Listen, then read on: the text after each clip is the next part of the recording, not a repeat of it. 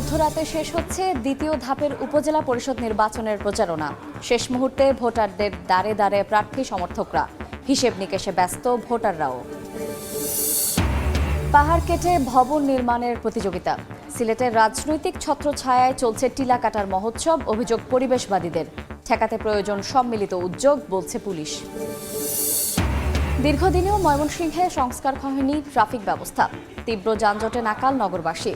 জনবল সংকটের অজুহাত, দায়িত্ব পালনে গাফিলতির অভিযোগ। এবং শেরপুরে সরকারি খাদ্য গুদামে ধান চাল সরবরাহ করতে গিয়ে হয়রানি। লাইসেন্স নবায়নের নামে অর্থ আত্মসাতের অভিযোগ গুদাম সংরক্ষণ কর্মকর্তার বিরুদ্ধে। তদন্তের নির্দেশ।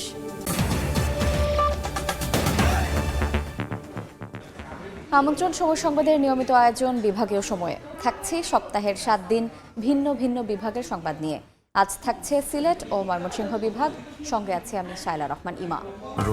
মধ্যরাতে শেষ হচ্ছে ষষ্ঠ উপজেলা পরিষদ নির্বাচনের দ্বিতীয় দফার প্রচারণা। শেষ মুহূর্তের গণসংযোগে ব্যস্ত প্রার্থী সমর্থকরা। প্রতিশ্রুতির ফুলঝুরি নিয়ে ভোটারদের মন জয়ে ব্যস্ত তারা।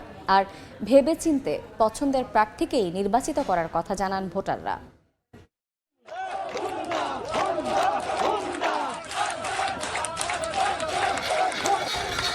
ব্যবসা গরম উপেক্ষা করে সকাল থেকে চলছে প্রচারণা। শেষ মুহূর্তে যেন ব্যস্ততা বেড়েছে প্রার্থীদের। ষষ্ঠ উপজেলা পরিষদ নির্বাচনের দ্বিতীয় দফায় প্রচারণা শেষ হচ্ছে আজ মধ্যরাতে। সিলেট বিভাগের 4 জেলায় 11টি ও ময়মনসিংহ বিভাগের 4 জেলায় আরও 11টি উপজেলায় এখন ভোট উৎসবের আমেজ। ভোটারদের দ্বারে দ্বারে প্রতিশ্রুতির ফুলঝুরি নিয়ে মন জয়ে ব্যস্ত প্রার্থী সমর্থকরা। 80 থেকে 85 ভাগ খেটে খাওয়া মানুষ, তাদেরই প্রার্থী আমি। যদিও ভোটাররা বলছেন 5 বছরের জন্য বেছে নেওয়া হবে যোগ্য প্রার্থীকেই। কোনো বিশৃঙ্খলা সেটা না হয়ে ভোট যেন সুন্দরভাবে সমাপ্তি হয়। নির্বাচন সুষ্ঠু করতে সব ধরনের প্রস্তুতি নিয়েছে নির্বাচন কমিশন ও আইনশৃঙ্খলা রক্ষাকারী বাহিনী। কোথাও যদি আইনের কোনো ব্যত্যয় ঘটে সেই জায়গাটা আমি হস্তক্ষেপ করব। আমি আশ্বস্ত করছি আপনারা ভয় ভীতি থেকে ভীত হবেন না। আগামী 21 মে ষষ্ঠ উপজেলা পরিষদ নির্বাচনের দ্বিতীয় ধাপে ভোট গ্রহণ হবে 157টি উপজেলায়। ফারিয়া ফারজানা, সময় সংবাদ। উপজেলা নির্বাচনের প্রচারণার আরও খবর জানাতে এই মুহূর্তে সিলেটের জৈন্তাপুরে আছেন সহকর্মী ইকরামুল কবির। সরাসরি যাচ্ছি তার কাছে। ষষ্ঠ উপজেলা নির্বাচনের দ্বিতীয় ধাপের নির্বাচন আগামী পরশু অর্থাৎ 21শে মে। সেই 21শে মে নির্বাচনের আগে আজ হচ্ছে গিয়ে প্রচারণার শেষ দিন। আজ রাত 12টা অর্থাৎ মধ্যরাতেই প্রচারণার শেষ হয়ে যাবে। সিলেটের এইবার সিলেট বিভাগের 11টি উপজেলা নির্বাচন অনুষ্ঠিত হচ্ছে। এর মধ্যে সিলেটের 3টি উপজেলা, 3টি হচ্ছে গিয়ে সীমান্তবর্তী উপজেলা, গোয়াইনঘাট, কোম্পানিগঞ্জ এবং এই জৈন্তা। আমি এখন আছি জৈন্তা উপজেলা সদরে এবং জৈন্তা উপজেলায় 17 জন প্রার্থী প্রতিদ্বন্দ্বিতা করছে। তার মধ্যে 5 জন চেয়ারম্যান পদে, 8 জন ভাইস চেয়ারম্যান পদে এবং 4 জন নারী ভাইস চেয়ারম্যান পদে। এখানে 46টি কেন্দ্রে নির্বাচন অনুষ্ঠিত হবে। মোট ভোটার 1,34,061 জন এবং পুরুষ ভোটার 69,957 জন এবং নারী ভোটার 64,653 জন এবং একজন তৃতীয় লিঙ্গের ভোটার রয়েছে। সব কিছু মিলিয়ে এখানকার যারা ভোটার আছে, যারা এখানকার বাসিন্দা আছে, তাদের সাথে কথা বলে জেনেছি অত্যন্ত শান্তিপূর্ণ পরিবেশে এখন পর্যন্ত বিরাজ করছে। এবং আমরা দেখেছি 8 মে যে নির্বাচন অনুষ্ঠিত হয়েছে সিলেটের 4টি উপজেলা, সেই উপজেলাগুলোতে অত্যন্ত শান্তিপূর্ণভাবে নির্বাচন অনুষ্ঠিত হয়ে ছোটোখাটো কয়েকটি ঘটনা ছাড়া বা বিচ্ছিন্ন কয়েকটি ঘটনা ছাড়া সব কয়টি কেন্দ্রে বা সব কয়টি উপজেলায় শান্তিপূর্ণভাবে নির্বাচন অনুষ্ঠিত হয়েছে। এখানে অর্থাৎ জৈন্তাপুর উপজেলার সহকারী রিটার্নিং কর্মকর্তা উম্মে সালিক রুমাইয়া আমাকে জানিয়েছেন যে এখন পর্যন্ত কোনো ধরনের অভিযোগ বা কোনো ধরনের নির্বাচন আচরণ বিধি লঙ্ঘনে কোনো অভিযোগ তারা পাননি এবং এই উপজেলায় অত্যন্ত শান্তিপূর্ণ পরিবেশে প্রার্থীরা তাদের প্রচারণা চালিয়ে যাচ্ছেন এবং যারা ভোটার রয়েছেন, যারা সমর্থন রয়েছেন, তারাও সুশৃঙ্খল পরিবেশে ভোটের আচরণবিধি মেনেই তারা প্রচারণা চালাচ্ছেন। এবং এই যে 21শে মে যে ভোট গ্রহণ অনুষ্ঠিত হবে, সেই ভোট গ্রহণের ব্যাপারে সকল আনুষ্ঠানিকতা ইতিমধ্যে সম্পন্ন করে হচ্ছে। জেলা রিটার্নিং কর্মকর্তা, যেই 3 জন সহকারী রিটার্নিং কর্মকর্তা রয়েছেন কোম্পানিগঞ্জ, গোয়াইনঘাট এবং এই জন্তাপুর, তাদের সমন্বয়ে একটি শান্তিপূর্ণ পরিবেশে আগামী 21শে মে যাতে নির্বাচন অনুষ্ঠিত হয় সে ব্যাপারে সবাই প্রস্তুত রয়েছে। এই ছিল সিলেটের যে 3টি উপজেলা আগামী 21শে মে নির্বাচন অনুষ্ঠিত হচ্ছে, সেই নির্বাচনের প্রচারণা আজকে শেষ দিন, তার সবশেষ খবর। আমরা সরাসরি ছিলাম সিলেটের জৈন্তাপুরে। সিলেটে নির্বিচারে একের পর এক টিলা কেটে সমতল ভূমিতে রূপান্তর করা হচ্ছে। বাংলাদেশ পরিবেশ আইনবিদ সমিতি বেলার দাবি, রাজনৈতিক ছত্রছায়ায় টিলা কাটা হচ্ছে। ইকরামুল কবিরের রিপোর্ট, ছবি তুলেছেন নওশাদ আহমদ চৌধুরী। সিলেট সদর উপজেলার নালিয়া এলাকায় সরজমিনে গিয়ে দেখা যায় বিশাল পাহাড় কেটে প্লট তৈরি করে দালান কোঠা নির্মাণের প্রতিযোগিতায় মেতেছে জমির মালিকেরা। পার্শ্ববর্তী এলাকার বাসিন্দারা জানান, রাতের আধারে পাহাড় কাটা হচ্ছে। মেঘের সময় কাটা হইতা, মেঘ দিলে কাটে। বিভিন্ন প্লটিং, ছোট ছোট প্লটিং এই জায়গাগুলা বিক্রি হয়েছে। শুধু এই এলাকায় নয়, সিলেট নগরীর ঝারঝিরে পাড়া, আখালিয়া, গোলাপগঞ্জ উপজেলা সহ বিভিন্ন এলাকায় টিলা কেটে বসতি নির্মাণের প্রমাণ পাওয়া গেছে। পরিবেশ অধিদপ্তরের বিভাগীয় অফিসের পরিচালক পদে সদ্য যোগদান করা মোহাম্মদ ইমরান হোসেন এই ব্যাপারে ক্যামেরার সামনে কথা বলতে চাননি। তবে বেলার সমন্বয়ক বললেন, রাজনৈতিক ছত্রছায়ায় এইসব চলছে। এই ক্ষেত্রে যারা দায়িত্বশীল কর্তৃপক্ষ আছেন তারা কিন্তু উদাসীন এবং নিষ্ক্রিয়তার একটা পরিচয় দিচ্ছেন। অন্যদিকে মহানগরী পুলিশের কর্মকর্তার মতে, পাহাড় কাটার সঙ্গে জড়িতদের আটক ও মামলা করে পাহাড় কাটা বন্ধ করা সম্ভব নয়। আমাদের সবার সার্বিক প্রচেষ্টার মাধ্যমে সমন্বিতভাবে কাজ করলে এই সমস্যা থেকে নিষ্কৃতি পাওয়া যাবে বলে আমি মনে করি। সিলেট বিভাগের 4 জেলায় বর্তমানে 1875টি টিলা আছে। এসব টিলার আয়তন 4811 একর। এর বাইরে আড়াই দশকে 20 থেকে 30% টিলা কেটে ফেলা হয়েছে। পাহাড়ের পাদদেশে যারা বসবাস করছে তারাও মারাত্মক ঝুঁকির মধ্যে পড়ে যাচ্ছে। এই অবস্থা থেকে উত্তরণ অতি জরুরি বলে মনে করছেন সকলে। সিলেট সদর উপজেলার নালিয়া থেকে ইকরামুল কবির, সময় সংবাদ। বিভাগীয় সময় আরও থাকছে।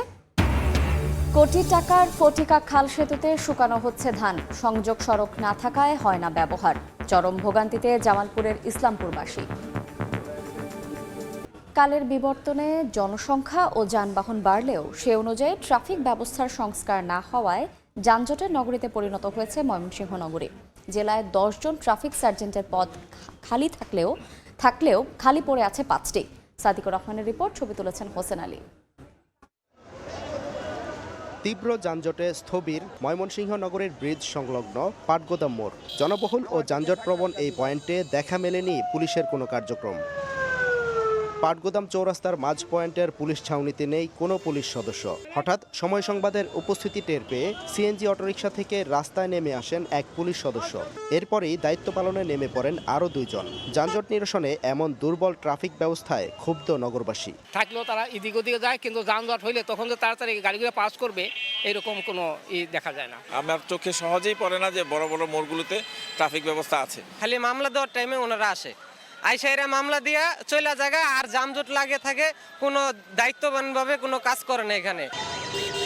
নগরীর আরেক ব্যস্ত এলাকা চরপাড়া মোড়ে তীব্র যানজটের সময় আধা ঘন্টার পর্যবেক্ষণে দেখা মেলেনি কোনো ট্রাফিক পুলিশের কার্যক্রম। কিছুক্ষণ পর এক পুলিশ সদস্যকে পেয়ে তাদের কার্যক্রম সম্পর্কে জানতে চাইলে এড়িয়ে যান সময় সংবাদের ক্যামেরা। চরপাড়ায় একটা ব্যস্ততম পয়েন্ট, আপনাদের কার্যক্রম তো দেখি না।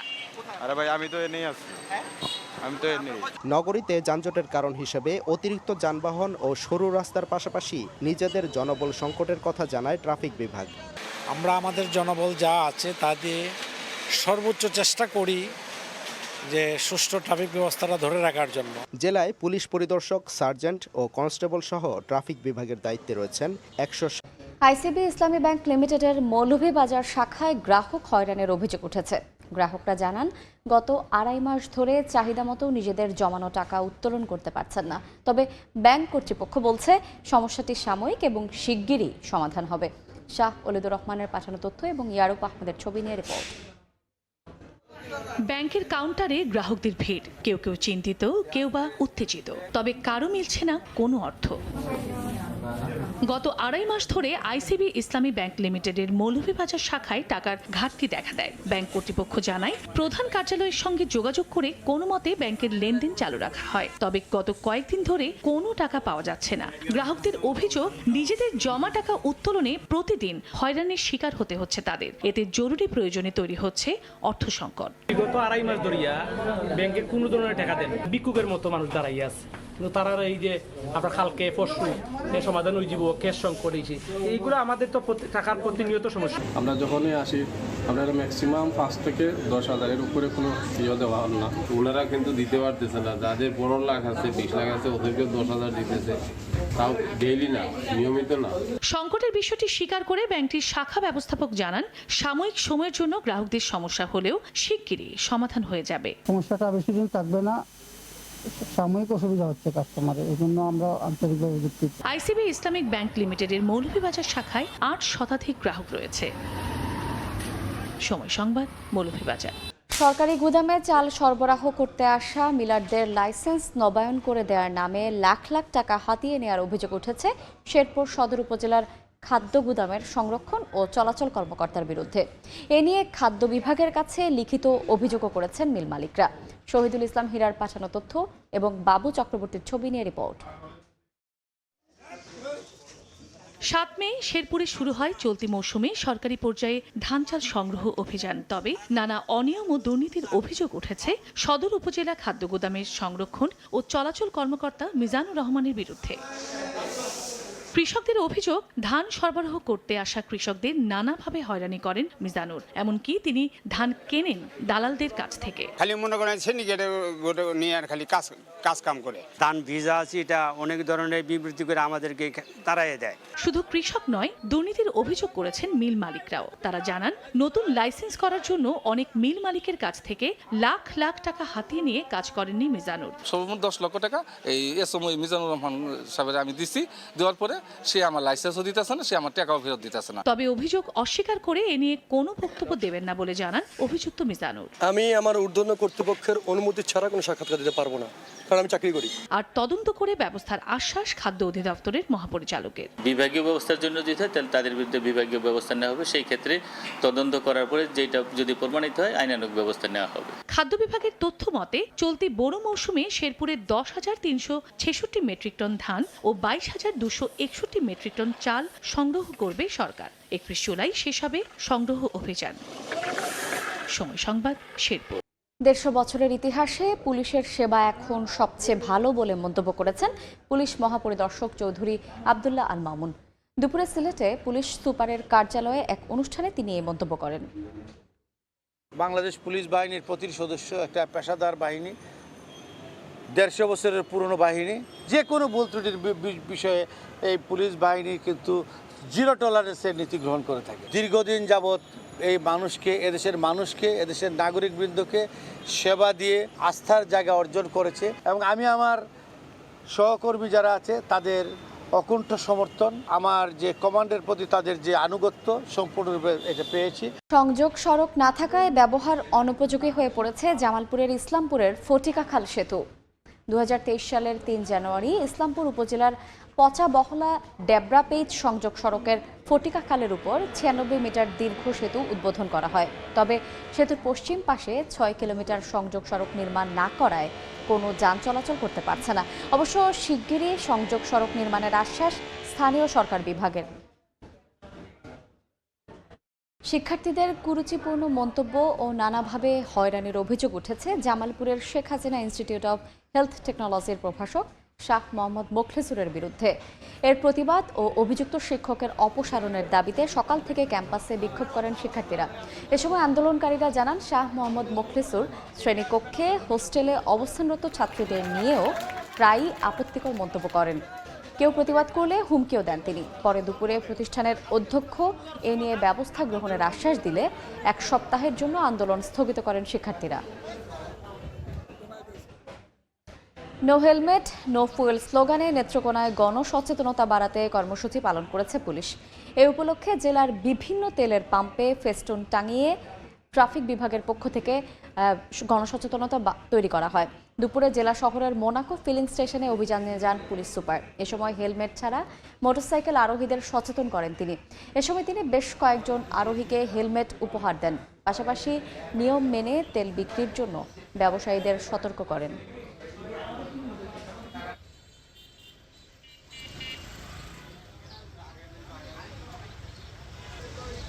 এবার জেনে নেব সিলেট ও ময়মনসিংহ বিভাগের গত সপ্তাহের আলোচিত ঘটনা।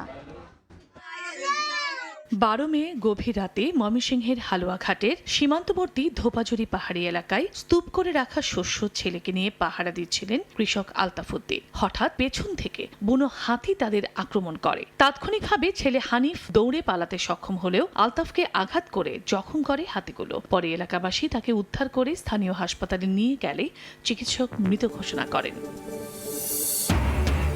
গোপন সংবাদের ভিত্তিতে 13 মে গভীর রাতে শেরপুরের নারিতাবাড়ির কাকুরকান্দি বাজারে অভিযান চালায় পুলিশ। এ সময় বাজার থেকে অবৈধভাবে ভারত থেকে আনা 292 বস্তা চিনি সহ রুহুল আমিন নামে একজনকে আটক করা হয়। চিনিগুলো ময়মনসিংহের হালুয়াঘাট সীমান্ত দিয়ে দেশে আনা হয়েছে বলে প্রাথমিক জিজ্ঞাসাবাদে জানায় রুহুল।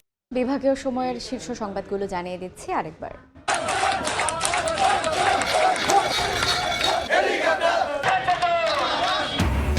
মধ্যরাতে শেষ হচ্ছে দ্বিতীয় ধাপের উপজেলা পরিষদ নির্বাচনের প্রচারণা। শেষ মুহূর্তে ভোটারদের দ্বারে দ্বারে প্রার্থী সমর্থকরা, হিসেব নিকেশে ব্যস্ত ভোটাররাও। পাহাড় কেটে ভবন নির্মাণের প্রতিযোগিতা। সিলেটের রাজনৈতিক ছত্রছায়ায় চলছে টিলা কাটার মহোৎসব। অভিযোগ পরিবেশবাদীদের, ঠেকাতে প্রয়োজন সম্মিলিত উদ্যোগ বলছে পুলিশ। এবং দীর্ঘদিনেও ময়মনসিংহে সংস্কার হয়নি ট্রাফিক ব্যবস্থা। তীব্র যানজটে নাকাল নগরবাসী, জনবল সংকটের অজুহাত, দায়িত্ব পালনে গাফিলতির অভিযোগ।